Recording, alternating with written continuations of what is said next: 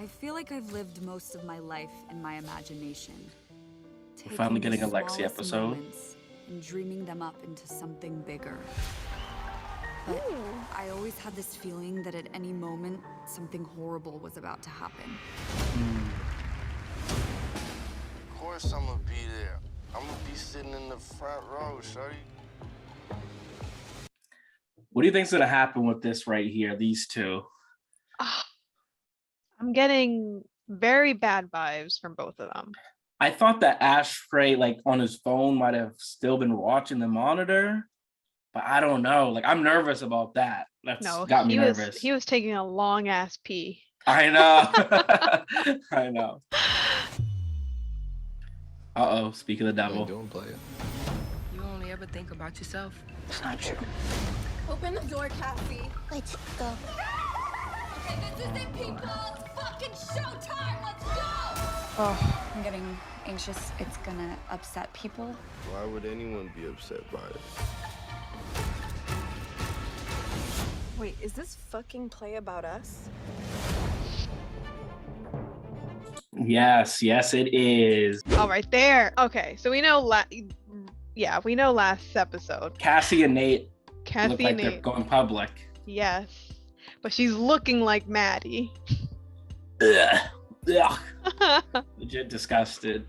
How do we feel about this? This is a recipe for disaster. What I noticed is when Maddie was in the pool, the babysitter was kind of almost predicting this, where she was saying like, the only reason I did that is because the guy at the time had found me at this bad time and kind of took advantage. And that's exactly what's going on here. I also am like curious, like, is he going to try to do the same with Jules? Because Jules is also in a bad place. But Cassie is making such a fool of herself. It's like, it's scary. Yeah, no, I agree. Because it's still like you're at this like naive time of your life where you're just, trying to do whatever you can to make something work, even if you're feeling oblivious about it. Mm-hmm. And I feel like Cassie at this time is just like, I would kill to be with Nate. I would do anything for this guy, even though clearly it doesn't seem like Nate. I don't know. We can talk more about Nate, but like it just seems like he himself is confused maybe of what he wants, and like I don't know, he's a little psychotic to me. yeah, exactly. I think it might be interesting for them to kind of look and see it from that perspective of Lexie, and it might teach them a couple things. Like when you're in the moment and those things are happening to you, you're like so attached. Like Kat doesn't realize how horrible she's being, but maybe the way Lexie portrays it, it'll help her understand that, or she'll keep being evil. So okay. Yeah. I can see that. Yeah. I'm definitely like excited to see like their reaction to it, because they're probably all like, oh, we're supporting Lexie in her play, and then they're probably gonna be like, what? Why is this about us? Like Rue's face. Yeah, Rue's like, what is going on here? Obviously, Ethan got the short end of the stick this week. Yeah. Kat was real nasty to him. Poor Ethan. I know. It was interesting to see that kind of take place as well. Just some of the dialogue in that conversation felt very real. But as we can see here, it looks like he's in the play. So it might be very therapeutic for him to also play this. And it might kind of make Kat realize that's what I was saying. I think it might make Kat realize how she was treating him. Yeah, it's so sad that we don't really know much about what's going on with Ethan and Kat, because they're just not showing us at all. Yeah, they haven't showed us. It was definitely interesting in the beginning. They kind of left Kat in the dark a lot this season, and we've heard some of the like rumors that her and Sam, the director, weren't getting along this season, so some of those were cut. But yeah, it is sad, because I thought that was kind of an interesting plot point, and it seems like from that still that we just saw that he might be playing Nate Jacobs, because if that's him in the beginning right there, so that'll also be interesting as well. I did enjoy that last episode with Faz and Lexie, sharing that bond over like, just a classic movie, and who would have thought that would be something they would bond over. And it's just I'm I don't know. It's just so cute and It like is. I just It don't want is. anything to happen to them. I know. They feel like the two people who are a little bit grounded and sane. Like everyone's got their issues. And the show Yeah. just makes it feel like those two are like, even though there's a lot going on in their world, they're trying to maintain some sort of normalcy.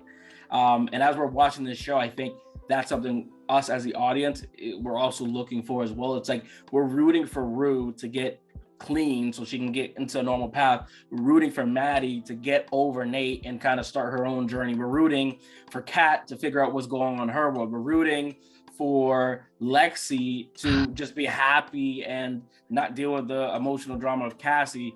And I think even part of us is rooting for Nate to like go to therapy and figure his shit out and stop being such a terrible person. So yeah, it's definitely a show where you're rooting for a lot of characters who have done a lot of bad things. But I think what's also important is that Rue had mentioned, she was saying a lot of people don't have that level of empathy for other people, and that you make those quick judgment calls and you don't have that. And what was really nice is when we saw Ali just completely forgive her, because part of me was like, dang, that's a relationship that she really, really should have kept.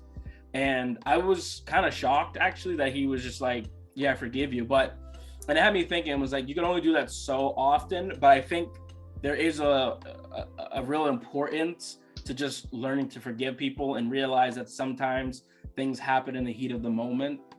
Yeah. And it doesn't really bring a lot of, it doesn't really help the situation sometimes to hold on to things for too long if you truly do love and care about that person. If they're being obviously toxic to you, harmful, whatever, then of course you let them go. But he knows that even though she may be feeling those feelings inside, what it really was her drug addiction talking. So he was like, I'm still rooting for you, Rue, which I thought was a nice moment.